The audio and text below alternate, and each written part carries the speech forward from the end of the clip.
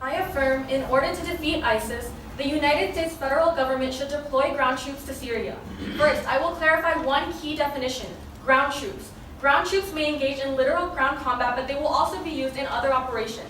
In President Obama's letter to Congress, he proposed would provide the flexibility to conduct ground combat operations in other more limited circumstances, such as rescue operations involving U.S. or coalition personnel, or the use of special operations forces to take military action against ISIL leadership. It would also authorize the use of U.S. forces in situations where ground combat operations are not expected or intended, such as intelligence collection and sharing, missions to enable kinetic strikes, or the provision of operational planning and other forms of advice and assistance to partner forces.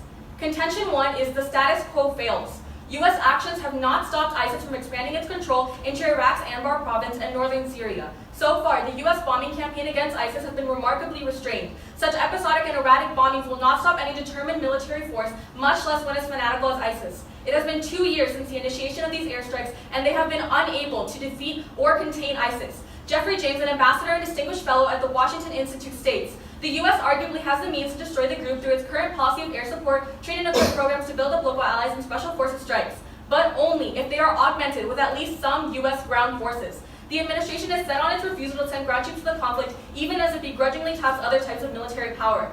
The U.S. military has led an air campaign against the Islamic State since 2014 in Iraq and Syria, but its effective